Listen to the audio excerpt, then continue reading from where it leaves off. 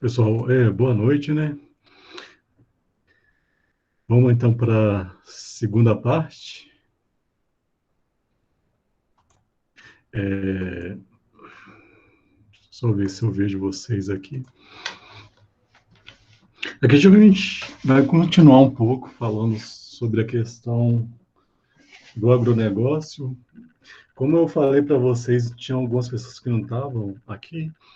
É, como, como é tratado o agronegócio de forma empresarial, essa visão que se tem, que nas últimas 2 décadas e meia tem sido utilizado, é importação, né?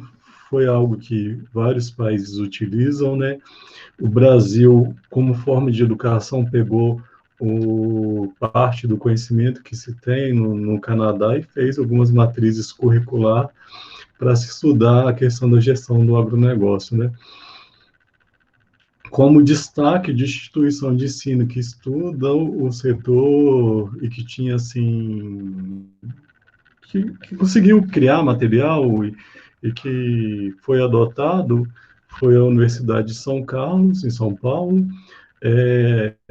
Essa universidade tem um grupo Pensa, que é um grupo renomado, e que um dos pesquisadores famosos é o Mário Batalha, que é o autor do livro principal que aborda essa disciplina.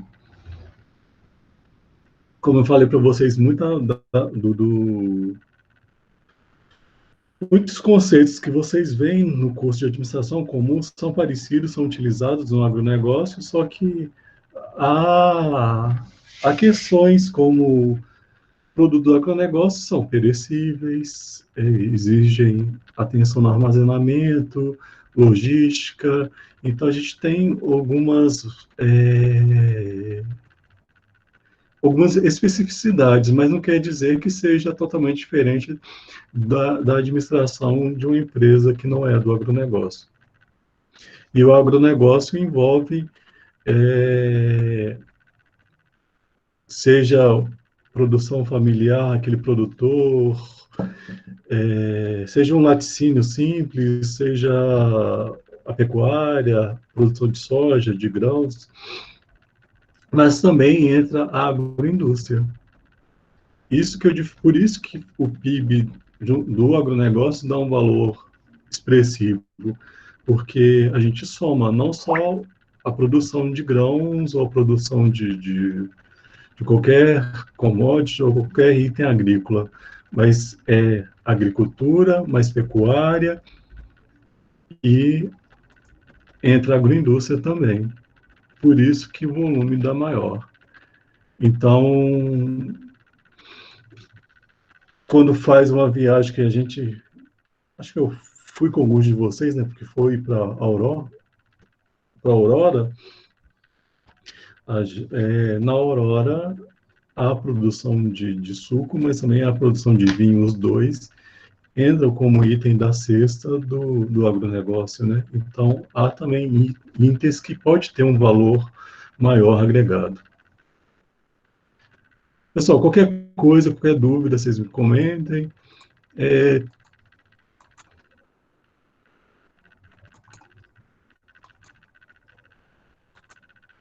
Só no fim.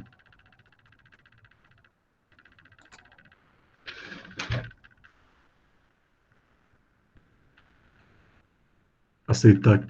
Ah, tá. O Bruno tá falando para aceitar ele que deu erro.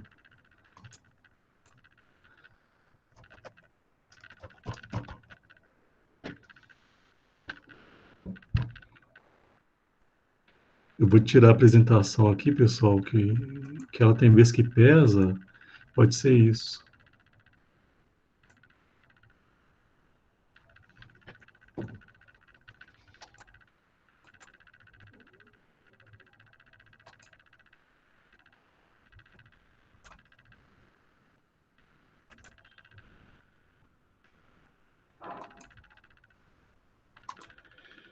Se eu não conseguir entrar, eu saio e tento entrar de novo na sala.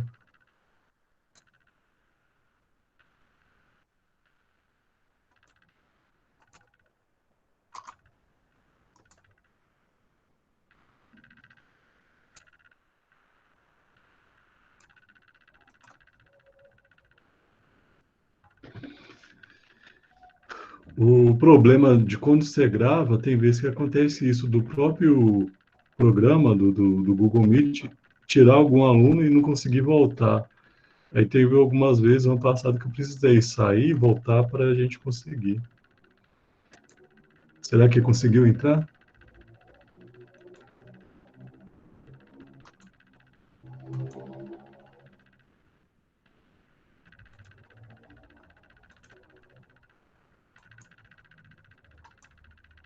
Pessoal, vou fazer isso, vou sair e tentar entrar de novo.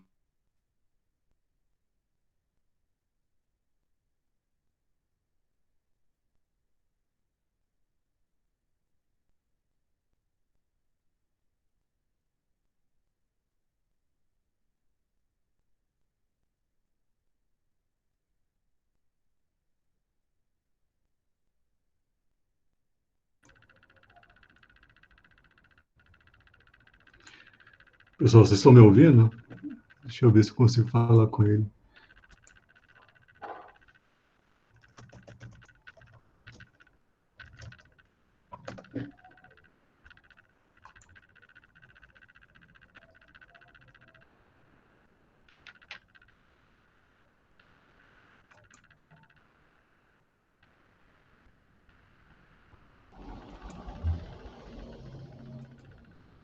Será que conseguiu entrar? Ainda não, né?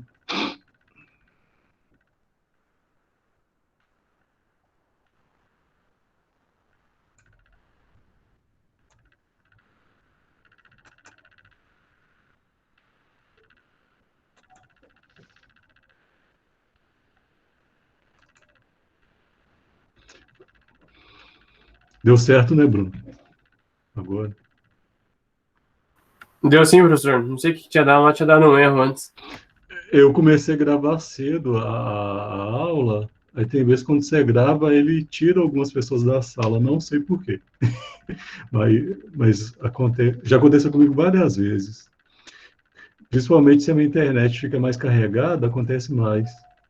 É, aqui deu uma queda de uma oscilação na internet, aí caiu a aula. A gente tem essa.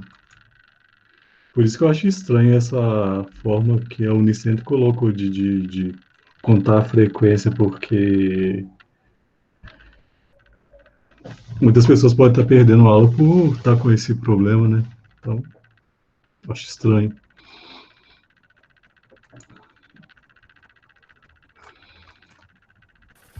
Professor, como que é o Oi. método da Unicentro que o senhor comentou para aprender? A questão de contagem de frequência vai mudar, né? Esse ano. Por enquanto, até o momento que eles falaram, né? Então, pode ser que, vamos supor, essa aula são 2 horas de aula, né? Então, 1 hora eu poderia contar como a presença de vocês aqui, e a outra hora seria como a utilização do Moodle. Então, mesmo 1 hora de 3 ou 4 horas, pode ser assim, eu uso 1 hora para aqui, as outras 3 horas ou 2 horas, eu uso quando o aluno abre o Moodle e quando faz atividade pelo Moodle. Mas a questão... E não vai poder ter aquela pedido de reposição que se podia ter, né? Então, assim, foi decisão, acho que da Prefeitura de Ensino, mas eles desconsideraram a questão da internet, né? Não sei se vocês viram, esse ano teve um roubo de cabeamento em um local, aí uma região ficou sem internet. Acho que, acho que tem uma parte que tem cabo de cobre, né? Se tem cobre, o pessoal rouba mesmo. Então, acabaram ficando sem internet.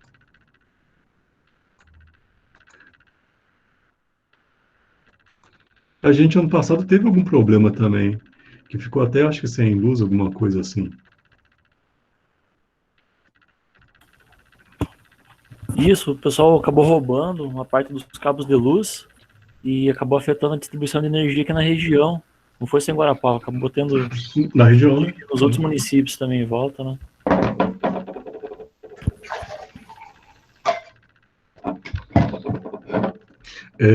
Da internet 5G, eles falam que um dos riscos é esse também, né? Quando, se for realmente vir, quando for chegar no Brasil, esses roubos.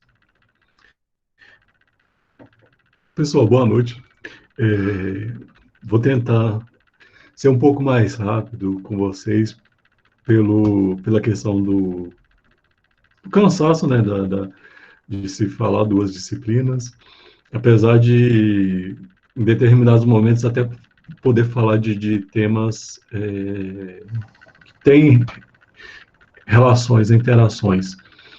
Aqui, hoje, eu vou pegar um pouquinho a parte do conceito. Essa parte mais chata é só esse comecinho, mas depois termina, né? Então, uma das abordagens que é utilizada para estudar o agronegócio é uma abordagem que estuda a cadeia de produção, que é uma abordagem francesa que chama análise de filière.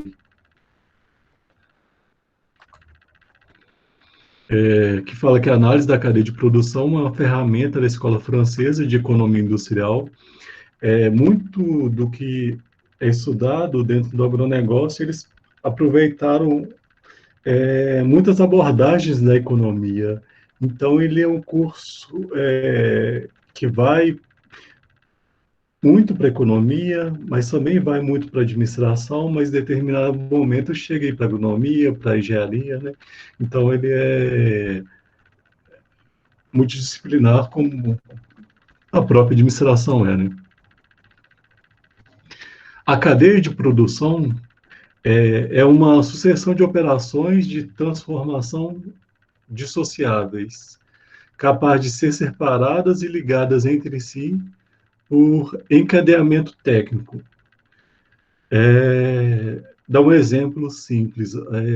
Na agrária, eu sei que tem uma fábrica de rações. A fábrica de rações poderia ser ou não da agrária. Mas, então, eu consigo separar a fábrica de rações da cooperativa e consigo também trabalhar ela associada. Então, quando a gente tem esse conceito de cadeia, é um conceito que há organizações, seja ela cooperativa, associação ou empresas públicas ou privadas, que estão atuando em prol do desenvolvimento de uma cadeia. Então, a gente fala de elos de ligação. Então, lembra um pouco o conceito de redes. Então, eles vão pegar, vamos supor, um ator que só produz cana-de-açúcar. A cana-de-açúcar, ela pode ser utilizada para a produção do açúcar ou do etanol. Então, eu estou falando assim, especificamente só para essas duas produções, mas pode ser para outras coisas, né? Então, eu posso ter interação com a indústria de produção de combustível ou com a de produção de açúcar.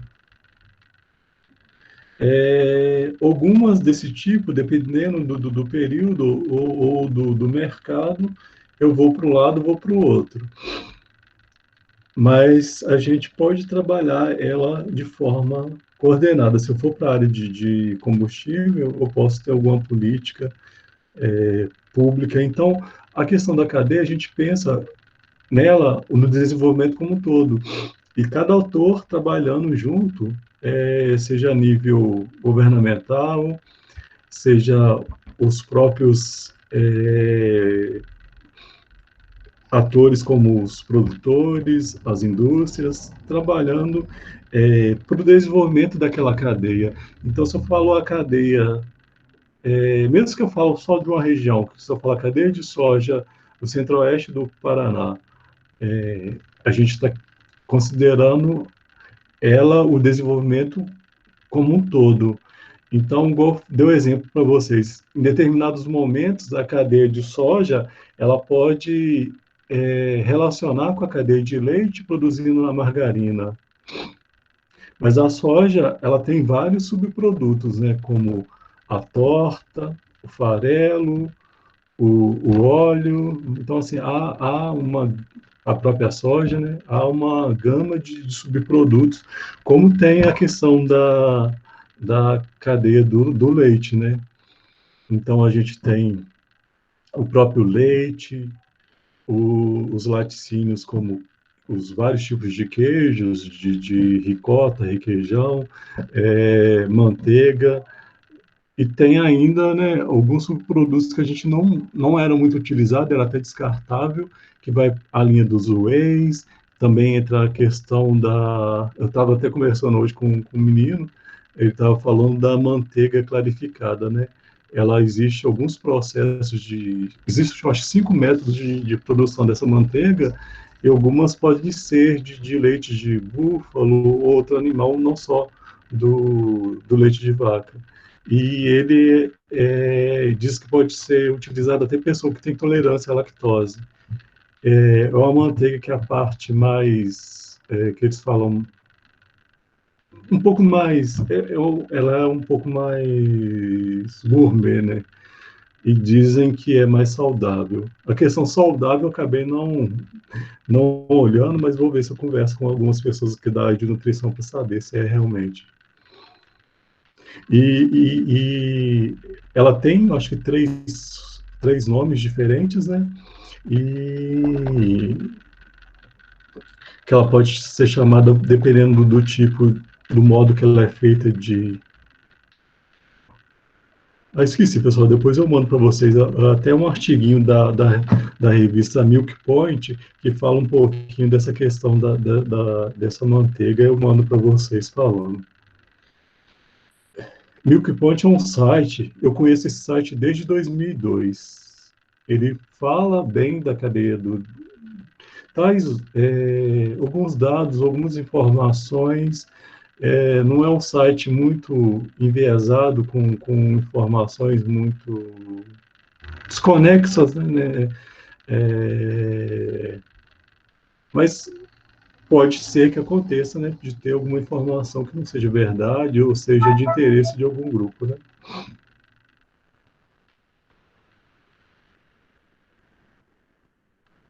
Mas assim, a gente tem esses outros produtos que podem ser muito interessantes, né?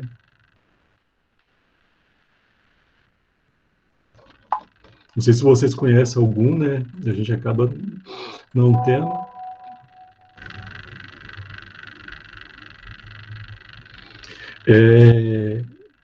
Pessoal, qualquer coisa a gente fala.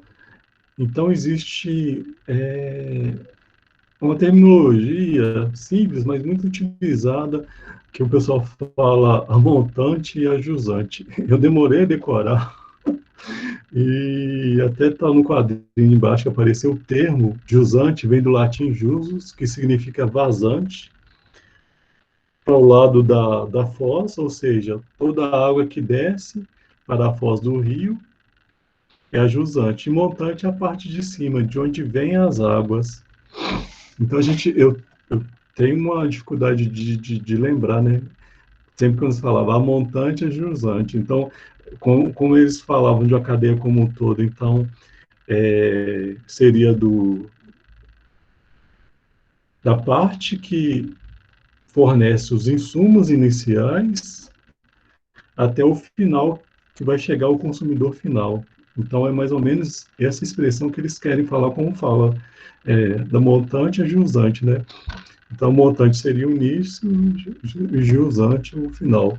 Então, a cadeia de produção é também um conjunto de relações comerciais e financeiras que estabelecem entre todos os estados de transformação, fluxo de troca e entre fornecedores e clientes. E qual que é o problema que a gente tem para o Brasil? Que muitas vezes a gente não agregava valor, entregava um produto, e isso a empresa fazia. Muitas vezes esse produto já melhorado voltava para o Brasil. No começo do Plano Real, o Brasil tinha ele, ele era, acho que é ainda um dos maiores produtores de suco de laranja concentrado. Suco de laranja concentrado é aquela base bem grossa, né?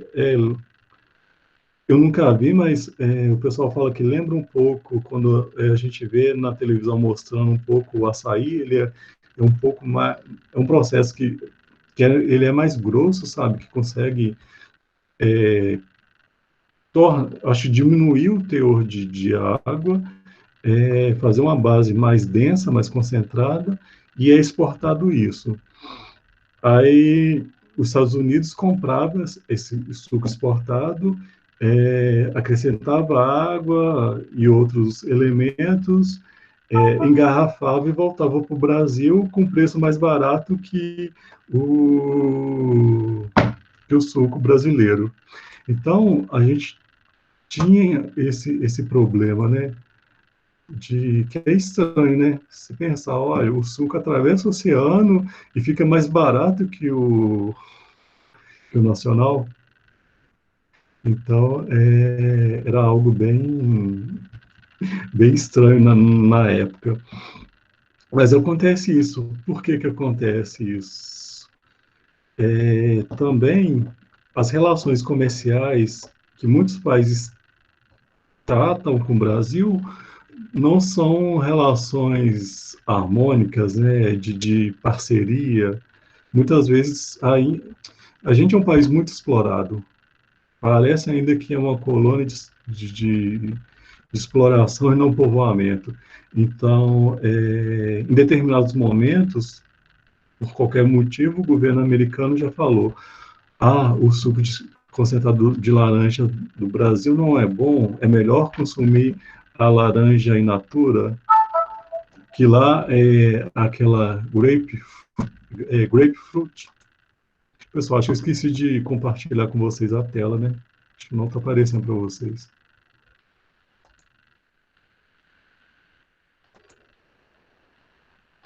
Essa grapefruit é uma laranja meio laranjada do café da manhã deles. E por alguns motivos ficava sendo incentivado. Mas, igual lá a gente vê em filmes que eles tomam muitos remédios, muitas vitaminas, mas alguns produtos, dependendo da região, é muito caro, né? Então, eu conheci em 2005, acho que em 2005, uns americanos que estavam fazendo intercâmbio aqui no Brasil. Aí alguns falavam que era uma banana, não uma penca, uma unidade era $1. Então não era algo tão acessível para eles a questão de algumas frutas. É por isso que alguns, dependendo da região, consumiam mais vitaminas industrializadas do que a própria fruta, né?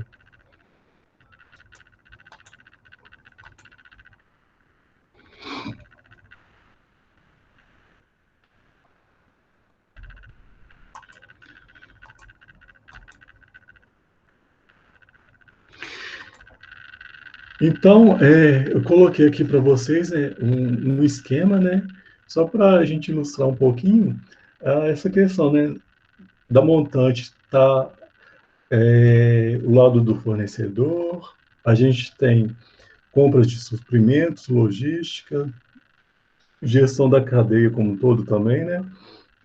No meio a gente tem a parte de transformação, que pode ser uma transformação só ou vários processos de transformação ligando a várias indústrias, e muitas vezes, como é o exemplo que eu dei na agrária, pode ser a mesma cooperativa ou mesma empresa dona de um complexo todo e bem grande, né? E ele sai, né, ligando no lado da demanda até chegar o consumidor, que entra a parte de distribuição física, logística de distribuição, e como todo a gente pega a gestão da cadeia. Então, quando a gente fala cadeia, a gente está pegando essa parte toda. Então, ela Hoje, não é muito fácil a gente conseguir um desenho de uma cadeia como toda. Antes era um pouco mais fácil, que as empresas, os sites já traziam para a gente. Agora, sim, a gente acha em dissertações e tese. E tem umas cadeias que são muito complexas, muito grandes, pessoal. É coisa de, vamos supor, imprimindo num papel A3, no KB, tem que ser um tamanho muito grande de tão... Isso eu estou falando como se fosse uma fonte que a gente usa, né? Times New Roman 12. De tão complexo que pode ser uma cadeia. E como a gente falou, né? Algumas cadeias se encontram em determinados momentos, então pode haver até algo mais específico.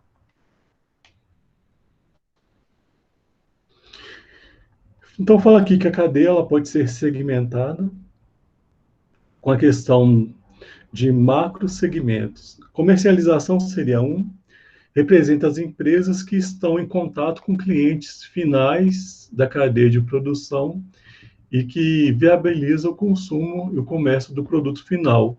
Parte dessa comercialização é feita até por técnicos formados, né, em agropecuária, ou mesmo agronomia, veterinária, zootecnia ou áreas afins, que trabalham de forma particular, mas representando a indústria, né? Alguns são um número menor, são até funcionários da própria indústria. Recentemente houve uma mudança, né, da legislação, a possibilidade de trabalhar como PJ. Pode até ser que esse tipo de trabalho possa ser ligado à empresa sem a necessidade, de uma forma mais dinâmica, né? Mas ainda essa legislação ela não está completa e está tendo, principalmente na área da inovação, utilização dela de maneira errada, né? Então, ainda a gente vai ouvir muitos processos trabalhistas de pessoas que trabalhavam de forma de PJ, mas não deveria ser CLT. Essa questão, eles vão olhar o quê? A relação de subordinação e do trabalho que se tem. Se tem uma alta relação de poder e de subordinação que caracteriza um trabalho comum, que é o da CLT, ele não pode ser contratado como PJ. Existe até um termo que chama pejotismo, alguma coisa, depois eu olho e falo para vocês. Industrialização representa as firmas responsáveis pela transformação da matéria-prima em produtos finais destinados ao consumidor. A parte de transformação pode haver necessidade de ter uma ou mais, de se produzir em conjunto.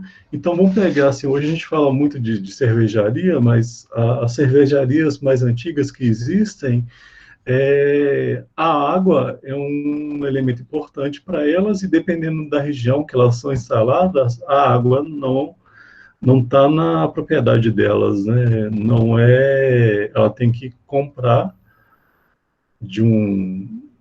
pode ser até de uma propriedade próxima, né? E a gente olha também a qualidade daquele produto, a qualidade daquela água. E isso traz um diferencial mesmo para essas cervejas mais simples, mais comuns que a gente consumia. Produção de matéria-prima reúne as firmas que fornecem matérias-primas iniciais para outras empresas avancem no processo de produção do produto final. Então, dependendo da empresa, ele pode até não ter a matéria principal e comprar por meio de algum contrato. Há vários tipos de contratos agrícolas que ligam o produtor a uma agroindústria como fornecedor de matéria-prima, né? E alguns são até bem perversos, com cláusulas, assim, que a pessoa pode ser até presa. na cadeia de suco de laranja tem uma cláusula bem complicadinha, que depois eu trago para vocês, que vai nesse sentido. Então, aqui fala um pouquinho do sistema agroindustrial. É conhecido como SAI, que pode ser definido como um conjunto de atividades que concorrem com a produção de produtos agroindustriais, desde a produção de insumos até a chegada do produto final ao consumidor. Então, a gente abordou essa terminologia como sistema, vem um pouco da questão daquela disciplina de sistema de informação, porque está relacionado à teoria dos sistemas, então, e isso aproxima também a questão de cadeias, né, do conceito de redes, que a teoria de redes trata, né? Então, a gente tem essa relação com algumas teorias que abordam esse conceito. E no agronegócio a gente fala muito atores, conjuntos de atores do SAI. Então a gente pode ter agricultura, pecuária, pesca, agroindústria, agroalimentar, distribuição agrícola alimentar, comércio internacional, consumidor, indústrias e serviços de apoio. Então, pessoal, há uma variedade de atores e nesse contexto do agronegócio seria interessante que ele fosse entendido meio que parecido com a teoria da governança, que seja uma relação de ganha-ganha, que é definida pela teoria dos jogos, uma relação que não haja um aproveitamento ou uma relação que um ganha e outro perde. Então, é pensado sempre no ganho global da cadeia como um todo, é o que os teóricos postulavam e é o que foi utilizado. Como eu falei para vocês, né, o conceito de agronegócio definido por Davis e Gonderberg é de 67. Então, assim, já está quase sexagenário, né? Então, aqui é só um modelinho para mostrar como tem esses atores, essas interações, né? E por que a gente fala relação de rede? A gente vê que a agricultura e pecuária, ela está ligada à distribuição, ao mercado externo, à indústria agroalimentar, à indústria de serviços de apoio, de forma direta, né, ao consumidor final. Ela não está ligada ao RH e à indústria de apoio somente. Então, a gente vê essa relação entre esses agentes. Então, muitas vezes, a gente pode ter um representante ou alguém que faça essa relação.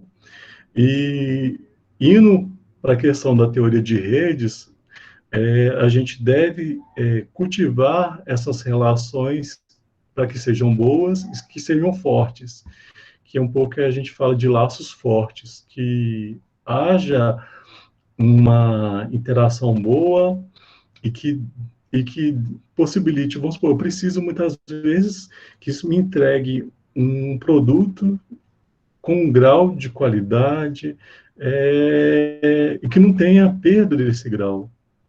E se tiver perda, isso vai me prejudicar, vai atrapalhar meu produto e eu vou sair do mercado.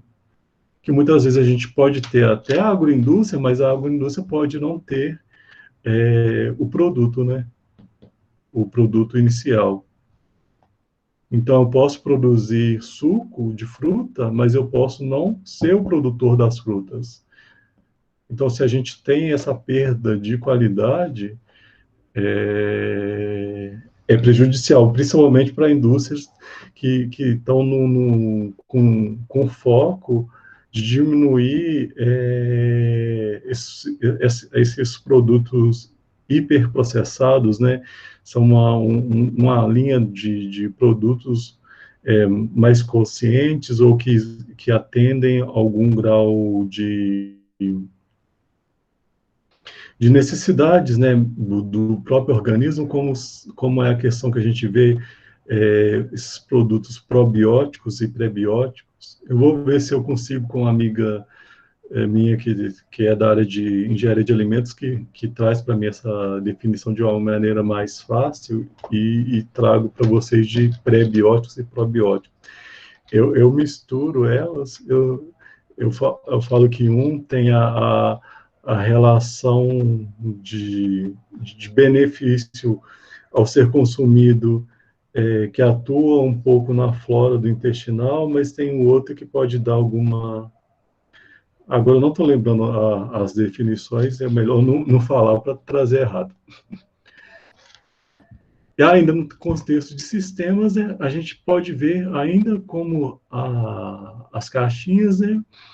Então a gente pode ter, dentro da indústria de apoio, transporte, combustível, química, mecânica, eletrodomésticos, embalagens e outros serviços. Como a gente está trabalhando com produtos que têm um valor menor, não só por questão do agregado, né? Mas a gente precisa comprar alguns insumos, algum maquinário que tem um valor muito alto. Então, a questão do câmbio não ser equilibrado está agora como um câmbio muito favorável à exportação, mas quando o Brasil compra as máquinas ou os insumos para produzir as máquinas, a gente está comprando máquinas muito caras. Então, nem muitas vezes essa balança, da forma que está agora, é benéfica, né? Quando coloca na ponta do lápis, essa relação do câmbio muito alto também não é tão favorável quando você coloca a quantidade de produtos importados que você precisa, né? Mesmo que a gente compre de forma indireta, né? Mesmo que, vamos supor, seja uma empresa que é dita nacional, que monta o produto aqui e revende para o agricultor. Na produção, a gente tem agricultura, pecuária, pesca. A transformação aqui está de primeira ordem, segunda e terceira ordem. A distribuição pode ser varejo, restaurante, hotéis, atacados e várias outras formas, né? A questão de produtos alimentares são essa, mas também tem produtos não alimentares, exploração florestal, a indústria de fumo. Esqueci o nome da cidade, eu tinha um aluno ano passado que o pai dele era um dos produtores de fumo, né? A indústria relacionada a couro e pele. Não sei se vocês já viram, mas eu acredito que todo mundo já ouviu falar, né, da utilização da pele do peixe em pessoas que sofreram queimaduras, né, para que a recuperação seja mais rápida, né? A indústria de móveis, né, que é um pouco ligada à questão da indústria florestal também, a indústria de papéis, que também é ligada à indústria florestal, ao setor florestal, desculpa. Então, a gente tem essas relações de vários tipos de produto. Mas, no passado, como eu falei na aula passada, a gente teve alguns esforços para tentar melhorar, mas foram pontuais e morreram. Então, como eu falei para vocês, no final da década de 90, começo de 2000, queria-se trabalhar o marketing do agronegócio. Então, o Brasil como uma marca forte. Por quê? Muitas vezes o café, outros produtos, era do Brasil, mas era vendido como se fosse de outro produto dentro da cidade. Então, a gente estava numa cafeteria, sei lá, na Itália, e o café era brasileiro, mas era vendido para o consumidor como colombiano, porque o colombiano tem mais nome, e o brasileiro não. E qual que é a diferença? Que o colombiano conseguiu fazer a marca, né, do seu café ser reconhecida e ser respeitada. E isso não foi bem feito para o Brasil e é uma necessidade que já foi tentada, descontinuou, tentou, descontinuou, como vários outros tipos de política, né? Então a gente vê esse problema, né? Nunca viram uma política que seja constante. Eu só tenho alguém que quer falar alguma coisa? Eu vi um barulho aqui, não lembro o que era.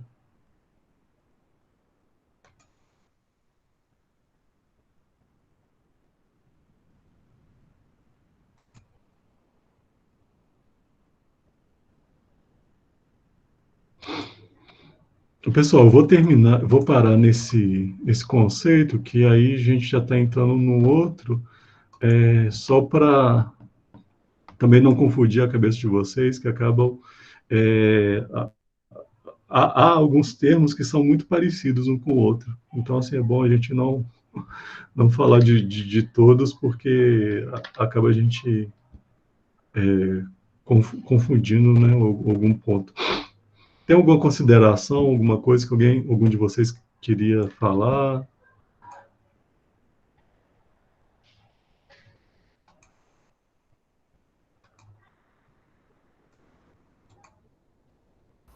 Por mim tá tudo tranquilo, professor. Aqui também, professor, tá tranquilo.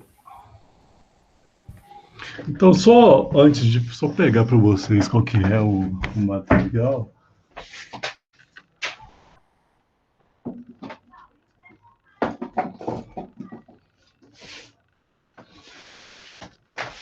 Então, na biblioteca do departamento até tem um livro, né? Esse daqui nem é a versão mais nova. Deixa eu só tirar esse fundo, que eu acho que dá para vocês enxergarem sem. Então, é um livro básico, esse é o volume 1, ele tem volume 1 e 2. Todas as edições têm 1 e 2, que eles subdividem a matéria do agronegócio como esse. Então, quando eu fiz agronegócio, um dos livros que eu estudei foi esse. Então, esse é o que eu estudei lá em 2002. Então, como falei para vocês, né? Deixa eu ver se eu acho aqui o... Acho que não tem.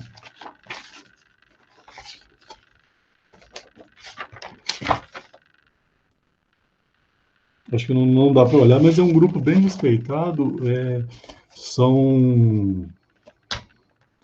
Como ele tem nome, ele consegue muita parceria, muito recurso e consegue produzir material. As universidades de São Paulo, elas fazem muita consultoria, né? E com empresas de ponta, então acaba tendo renome o professor e consegue ter uma interação muito maior e até atuar no contexto de políticas públicas, né? Igual eu falei com vocês, acho que na última aula, por volta de 2000 também tinha uma discussão para biodiesel, qual que seria o produto utilizado. Foi final da década de 90. E foi utilizada a mamona como carro-chefe, mas foi por escolha de uma pessoa que gostava da mamona. Poderia ser qualquer outro produto, mas o cara que estava como coordenador da pasta gostava desse e defendia esse produto. Eu fui no evento que tinha esse cara falando, eu não lembro o nome dele, tinha um outro que era adversário que gostava do peão manso. Aí depois a gente foi jantar com ele, que eu estava ajudando a organizar o evento, aí os dois começaram a discutir. Aí um falava, mas a mamona, ela não sei se você sabe, a mamona, ela é um verdinho, tem cheio de finquinho. Quando você tira, quando você quebra ele, tem um líquido branco, parece uma cola. Aquele líquido, a pessoa que colhe por muito tempo aquele líquido, ele pode ter câncer por daquele líquido. Então, um dos motivos que o cara que não gostava da mamona falava era esse. O pior manso era a dificuldade de se ter o plantio e ter escala de produção, porque ele não era uma planta muito adaptável a várias regiões. Então, necessitava ter pesquisa, melhorias genéticas nas linhagens de peão manso para que se conseguisse ter isso, né? Mas poderia ser qualquer outro que quisesse, sei lá, fazer do girassol, da canola, da soja, o biodiesel, né? Então, assim, felizmente no Brasil muitas vezes fica por interferência do que eu gosto e não do que seria melhor, do que seria mais viável. Tem alguma coisa mais, pessoal? Se não, assim, seria só isso. Boa noite, né? Obrigado pela presença, né? Numa sexta-feira online, né?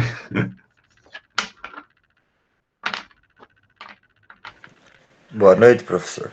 Boa noite, Boa Ana. noite, professor. Boa noite, senhor. professor. Obrigado. Boa noite, professor. Boa noite, Ana. Fim de semana. Vocês também, gente. Boa Boa noite, professor. Tudo semana. de bom, professor? Você também.